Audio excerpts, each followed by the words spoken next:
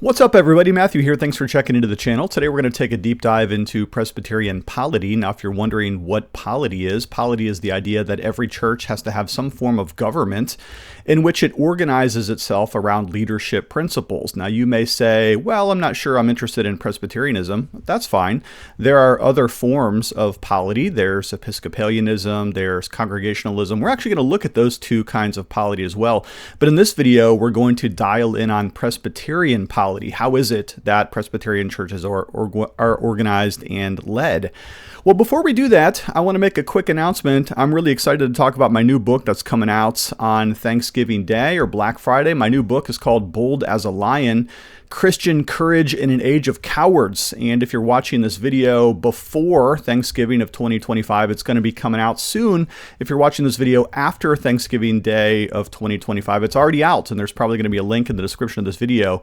In this book, I'm going to be tackling the concept of cowardice and fear, especially the fear of man. And then in the second part of the book, I'm going to be talking about Christian courage, how it is that we're supposed to be brave for the sake of Christ. But we'll talk more about Bold as a Lion in coming weeks. Today, our topic is Presbyterian polity. Now, if you're new to this channel, what's up? My name's Matthew. I'm one of the pastors here at Gospel Fellowship PCA. We are a Reformed Bible-believing church just north of Pittsburgh. I'm also an adjunct professor at RPTS, the Reformed Presbyterian Theological Seminary in Pittsburgh, Pennsylvania, where you ought to enroll in seminary courses. As a matter of fact, we're teaching a class, me and a few other brothers, on Presbyterian polity this particular fall of 2025. You might still be able to get into that class, and this lecture is going to be just a piece, just a snippet, just a preview of some of the things that you would learn if you took our PCA polity class. So in this video, I will admit, we're going to be focusing primarily on Presbyterian polity, though we're going to get into some of the major constructs of the way that other churches are governed. And to do that, let's start off with the fact that there are at least three different historical formulations on how it is that churches are governed.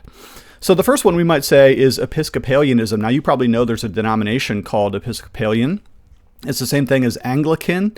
For the most part, Episcopalians are the American versions of Anglicans, but Episcopalianism is a general construct in which churches are led by a particular bishop, and that bishop has some sort of governing power or jurisdiction or rule over a series of regionalized churches. Now, why would somebody hold this particular view? Well, check this out. So there is the concept of the Greek episkopos in the New Testament, which literally means overseer.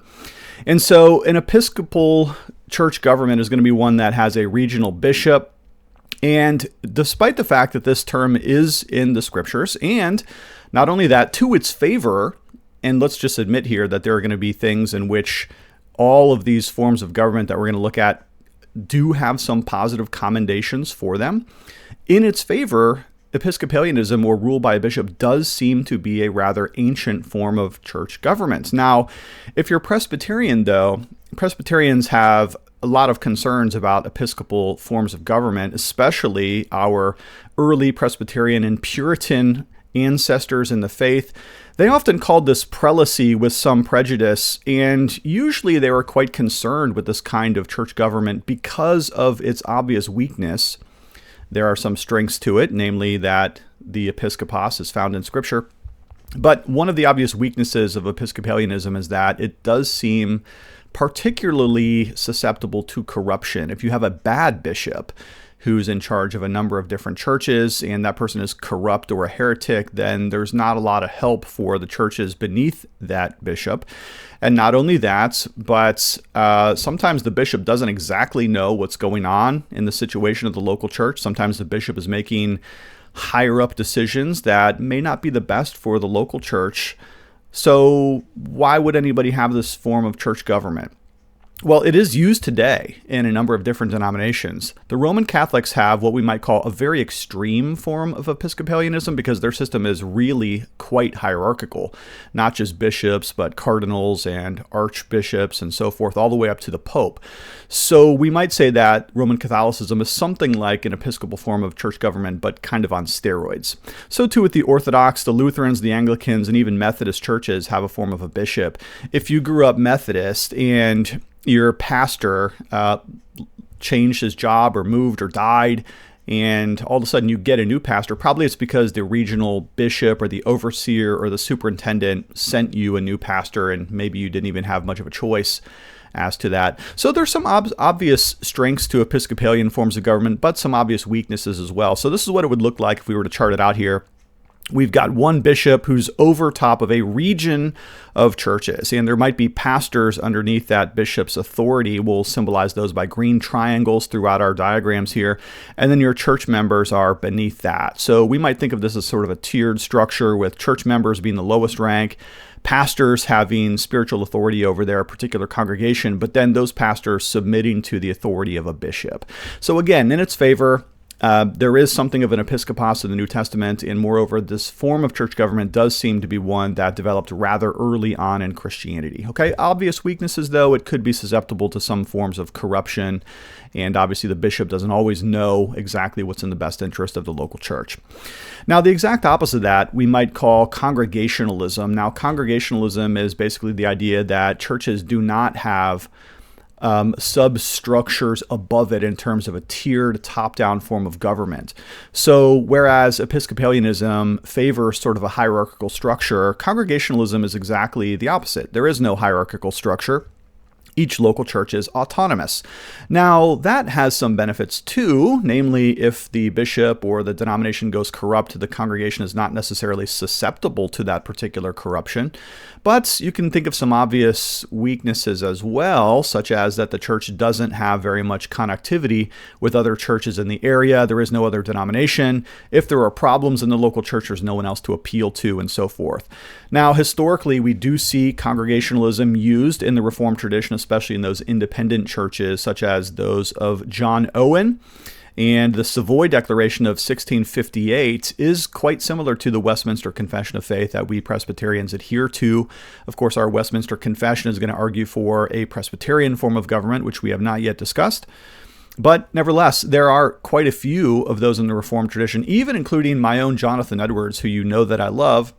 He would have been technically congregational, though I've argued in another video that Edwards does have some Presbyterian leanings, so you might want to go check out that video to see what Edwards really thought about Congregationalism as over against Presbyterianism. Okay, so Congregationalism is used today in Congregational, Baptist, and a lot of non-denominational settings. Those churches that really don't want to be identified with the denomination, but nevertheless do want to have some form of structure, obviously. In their churches, they usually form a Congregationalist kind of church government. Now, if we were to chart this out, rather than a top-down hierarchy, we would see something of like a circle. Okay, so the circle is the congregation, and theoretically at least, it's somewhat democratic so that everybody gets to vote in congregational meetings. You have your pastor, you might have your elders, trustees, and deacons, as they may be variously labeled. Congregationalism, of course, you can kind of make it up as you go because each church is autonomous. But it would look something like this, where each member has a say, for the most part, though there may be some leaders within the church, elders, trustees, deacons, and then obviously something of a pastor or a teaching minister in that denomination. Okay, so let's jump into Presbyterianism. This is where it gets really exciting because this is my form of government, right? Presbyterianism, as the name suggests, is based on a plurality of elders, and we think that that's a very good thing because we see that as being the dominant motif of the New Testament. For instance, whenever Paul goes out on his missionary journeys, what does he do? He installs a plurality of elders in every church. Okay, so that's Acts 14:23 right here. And these churches then are not necessarily congregational, but rather they unite together in regional presbyteries, and then there's another tier also as well with the General Assembly. So this would be something that John Calvin thought quite a bit of in Geneva, but it was really John Knox later on in the Scottish Presbyterian movement that really installed the true sort of three-tiered Presbyterian system. Calvin too, but certainly John Knox, and also, of course, the Westminster Confession of Faith is basically premised on the idea that a Presbyterian system of government would be the best. Now, unfortunately, for the sake of the Church of England, they were not really able to install that for very long, if at all, and went back to an Episcopalian form of church government. But the Scots Presbyterians really are the ones who sort of mastered this system. So let's look at its fundamental here. If we were to diagram this out, what do we have? We have churches, That's symbolized by these sort of house-looking structures here. Your members are down here, and each of these churches is going to have what? They're going to have a session of a plurality of elders. So we have our pastor, our ruling elders, and so forth. But then here's the real nuance and wrinkle of the Presbyterian system, is it's not just a local autonomous unit here, but rather that each of these churches then are going to cooperate with the presbytery, and that would be delegated representatives from each one of these churches going to serve at the presbytery level, which is something like the regional level of church government. Later on, we're going to look at how the General Assembly comes into the story, and we'll see that in a bit. But in defense of the Presbyterian system, we would say a couple of things. First, let's go back to the term episkopos. Remember that from the Episcopalian form of church government? Well, we really stress that those two terms, the Presbyterian and the episkopos, are the same thing. In fact, there are a number of passages in which both terms, Presbyterian meaning elder and episkopos meaning bishop, are used simultaneously and interchangeably. So we don't think that there is one ruling bishop, as for instance the Bishop of Rome or something like that, but rather that the term overseer is the same term synonymous with the word Presbyterian, again, a plurality of elders. And so we see a plurality of elders in the churches of Jerusalem, Ephesus, Philippi, Crete, and so forth. And in fact, we would argue rather strenuously that this is the form of church government that is most obvious when we consider the New Testament itself. Okay, so couldn't you say, though, that Paul was the bishop who appointed the elders? Well, not exactly, because in Acts 14:23, the word appointed here actually has as its root word the idea of the showing of hands. In other words, that congregations do have something of an approval of their own elders. Congregations know best who are the most spiritual and mature of their own members. And so a key principle in Presbyterian church government is that each local church has the prerogative to name its own elders because they are the ones who know the most spiritual and godly men in their midst. And we would draw that principle also from Numbers 1, Deuteronomy 1, 2 Corinthians, and so forth. All right? So what are the strengths of Presbyterianism as over against Episcopalianism and Congregationalism? Well, obviously, I'm arguing for Presbyterianism here. This is a Presbyterian video, and I'm a Presbyterian pastor. So we would say the following are its strengths. Number one, there's a collective wisdom. Each man in the session or the group of elders has some expertise and knowledge and wisdom and experience. And when you put that together, it's something like the lions of Voltron coming together to make something stronger than itself, okay? Not only that, but there is accountability to one another. If I go rogue, I have other elders in my church that are going to hold me to account. And not only that, but we have elders at the presbytery level that are going to hold our church in account. So accountability does seem to be a strength of the Presbyterian system. Of course, order too, and then of course the sharing of burdens and duties and responsibilities so that all of the pressure doesn't fall upon one man, as in a congregational system. If you've ever been a part of a non-denominational church or a Baptist church and the pastor got voted out on the weekend, it's probably because he wasn't sharing the duties very well, and a lot of people got mad at him, and maybe he just couldn't hold it all together. And so what happens? The church basically has an ecclesiastical lynch vote and takes him out. Well, that's not really possible in the Presbyterian church government system because we do have this sort of built-in striated tier-based accountability system so that churches can't just get mad and jerk their pastor out by the collar on the weekend or something like that. Okay. Moreover, it avoids the sort of charismatic personality cults that are sometimes possible in congregational systems. We might think of the Mark Driscoll scandal and so forth as one such example of of a charismatic personality cult.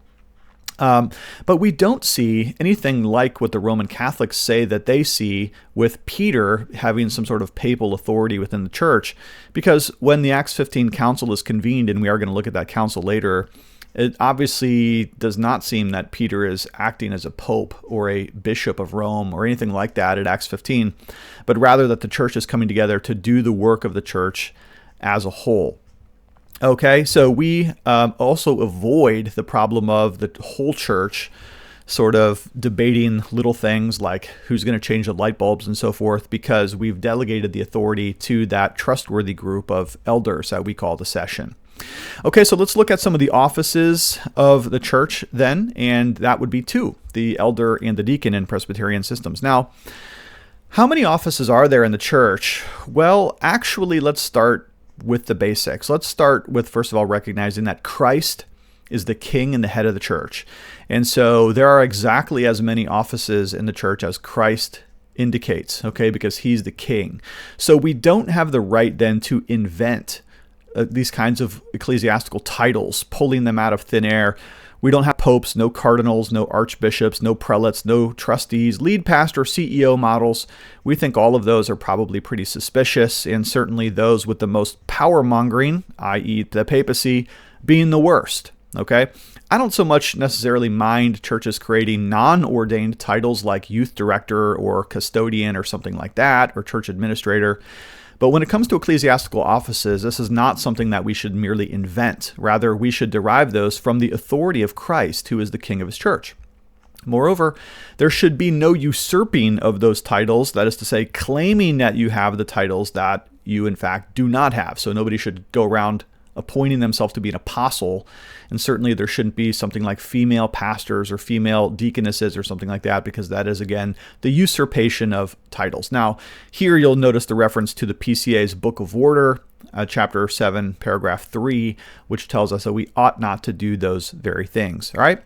So here is our diagram, and we're making it a little bit more expansive now. So not only do we have churches and we have presbyteries.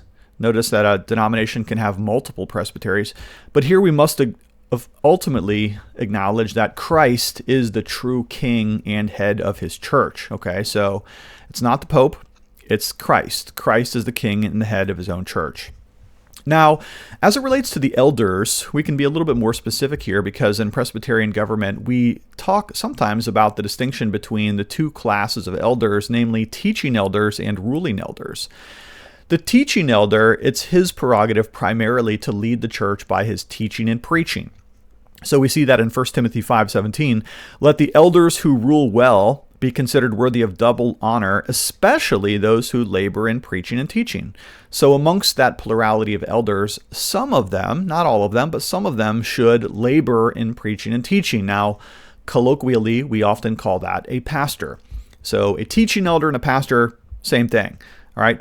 Now, again, we do insist that the office of the elder or the pastor does have multiple differentiations in the New Testament. Sometimes it's called a shepherd. Sometimes it's called an elder, a Presbyterian. Sometimes it's called an episcopos, an overseer. But again, we see those as being equivalent to and not different roles. So the bishop is not different from the pastor is not different from the teaching elder.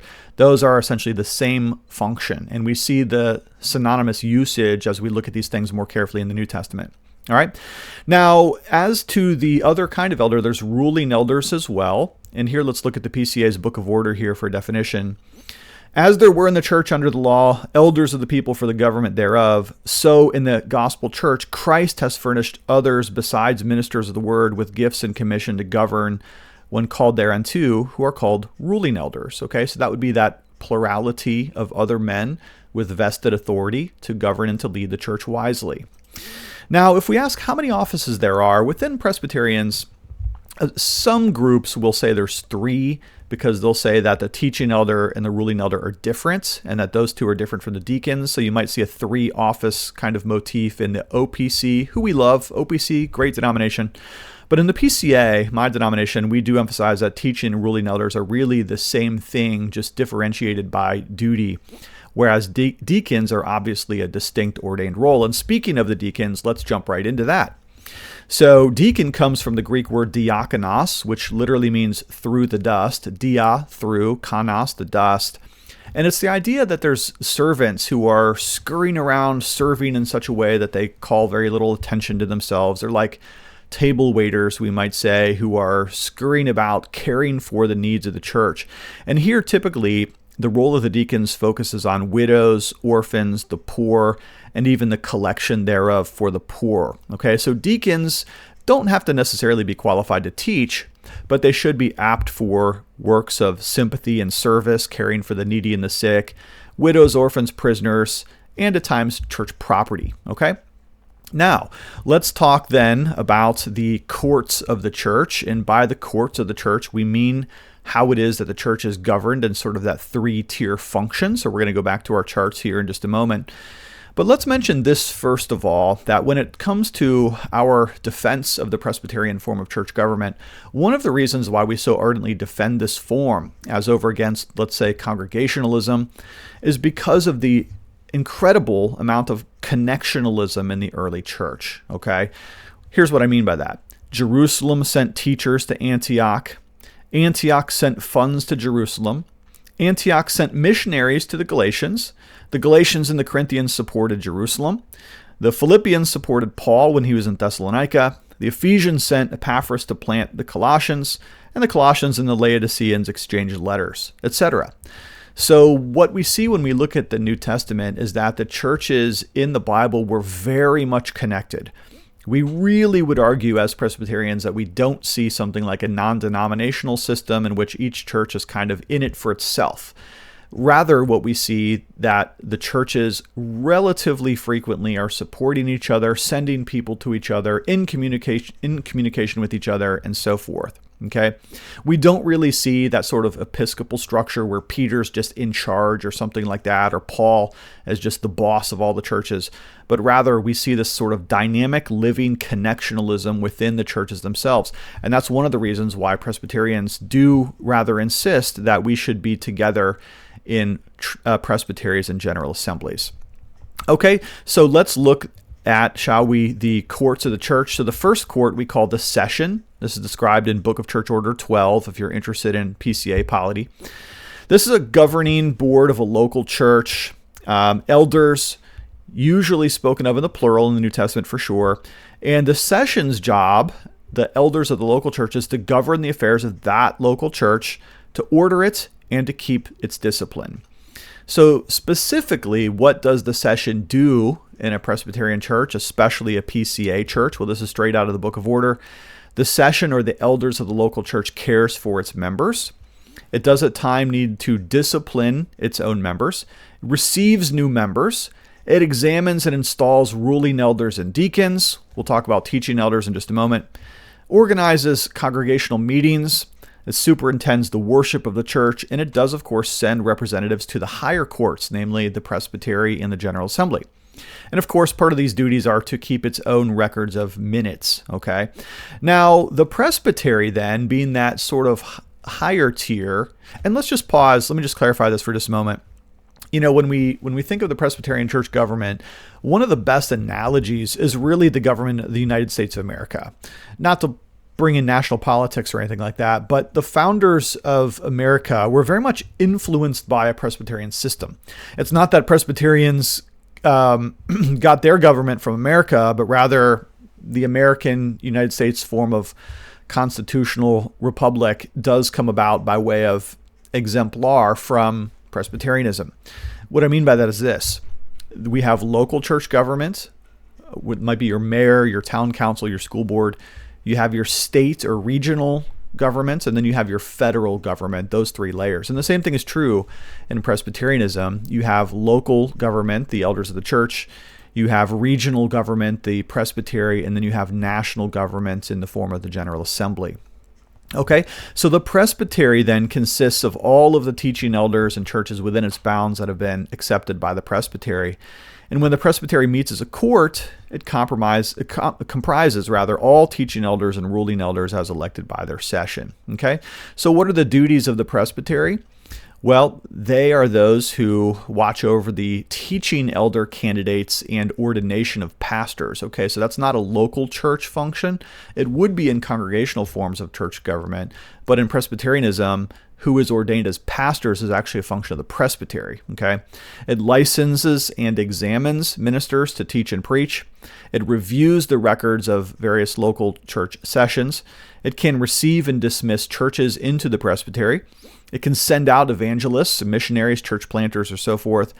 And it oversees churches that are in distress, perhaps as, for example, not having a pastor. And sometimes it even proposes measures upward to the General Assembly in the form of overtures to modify, to change, add, or delete from our church book of order. Okay? So that leads us then to the final tier, which would be the General Assembly. And the General Assembly is the highest of the courts of the church. It represents in one body all the churches thereof. It bears the title of the General Assembly of the PCA, and it constitutes the bond of union, peace, and correspondence among its congregations and courts. So what happens if there's a fracas at a local church? Well, you could appeal upwards to the presbytery. What happens if there's a fracas at the presbytery? You can appeal upwards to the General Assembly. But once the General Assembly resolves that issue, it's usually considered then a finalized or a solved issue at that point. So going back to our chart one more time, if we look at the Presbyterian form of church government, here's what it finally does look like. And remember, the kingship of Christ should be up here at the top, but that's not depicted on this diagram. We have local churches. We have members of churches. We have a session, so a teaching elder and ruling elders. And then those sessions can send representatives to the various presbyteries.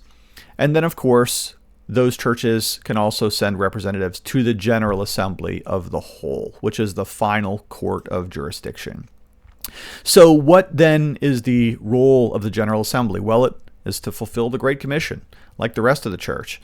It receives appeals, references, and complaints. It can advise and instruct. It can create new presbyteries if the church continues to grow, and praise God when it does. It oversees our agencies or some of our mission boards. It corresponds with other denominations and then hopefully works to suppress schism and to resolve disputes. So that would be the General Assembly operating in a best case scenario.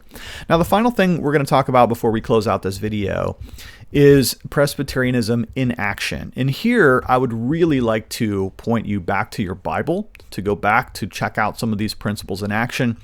And the best place that we can do that is the book of Acts, where we see what we would call the first General Assembly. Okay, so what's happening here in Acts chapter 15? Well, there's a problem. There's a theological problem. The theological problem is that there's a sect called the Judaizers who are trying to insist that Gentiles have to become Jewish essentially before they can really be saved. Get circumcised, eat the dietary laws, that kind of thing. And so this is a problem because Paul and his missionary band are experiencing a lot of Gentiles being converted to Christ, and they're not being circumcised or undergoing the rigors of the Jewish law. So we've got a dilemma. Can they or can they not be saved without first undergoing Jewish circumcision and other of the restrictive Jewish laws? Well, how are they going to resolve this? Well, they hold a General Assembly meeting. And if you read the text very carefully, here's what happens. They send out delegates in chapter 15, verse 2. Those delegates are representing churches, 15:3. They hold a period of consideration in which they discuss the matter. They listen to each other with care, 15:22. There are proposals and replies in 15:13. There is the ardent consideration of the importance of Scripture, which is infallibly authoritative for Presbyterians. A proposal is made in 15:19, an agreement is reached in 15:22, and finally there's a resolution to act in 15:23. Okay, so as it turns out, Presbyterian polity is in fact very, very biblical and very, very important. Okay, so even if church polity is not necessarily the most interesting doctrine, okay, some of you would much rather talk about the millennium or postmillennialism or the return of Christ or the judgment of the world or, I don't know, argue about baptismal modes and things like that. Listen, I like all those debates too. I think they're very interesting. But church polity is one of the most functionally important doctrines of the church because it really does tell us how we're going to work through some of those debates and disputes. You know, as we look out at the contemporary state of the Christian church, it's obvious that we need good polity because the church has so many problems. We've had heretics, we've had false teachers, we've had abuse cases, we've had scandals.